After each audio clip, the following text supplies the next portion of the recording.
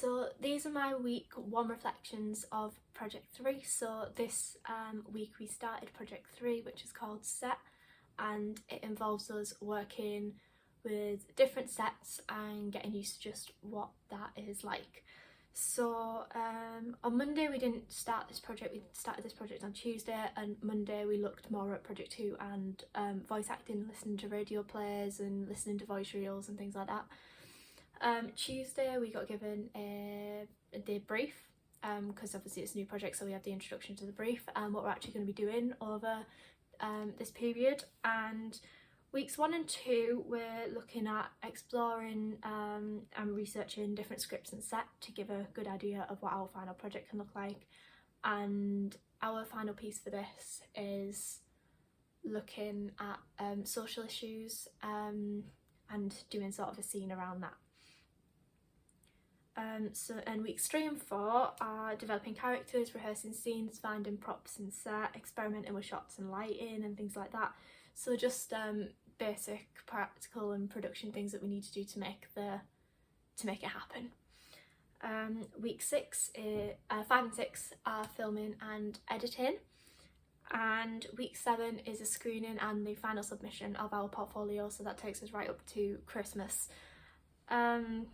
So for our final piece for this, we have to be in a group and we have to do a scene surrounded by social issues that you might find in TV dramas and things like that, and work with a group, minimum of 3, maximum of 5, I think. So that was the introduction that we had, and we started Tuesday. We did Tuesday morning as a health and safety sort of thing, as this is a new project, we've never worked with sets before. So this is like an introduction to that. So we got given like a guide, just an A4 guide with set safety and physical and mental health, sort of like guides on how to look after yourself as well when you're on set. And we had to do a video based on that. We were split into 2 groups. One group did set safety and the other group did physical and mental health. I wasn't in on the afternoon, but as far as I'm aware we had sort of an editing workshop sort of thing with looking at voiceovers or something like that, and we also had headshots done on the afternoon. Wednesday we experimented with the sets, so we had to make our own set based on a scenario we got given on Tuesday when I wasn't there, so I just sort of jumped in with another group. And we just had to experiment with getting used to being on set and how cramped it can be with the amount of people, doing experimental takes and things just to see what worked and what didn't. And we had to change ours quite a lot because we had it as set as Chloe was pacing up and down because she was nervous about being on TV or something.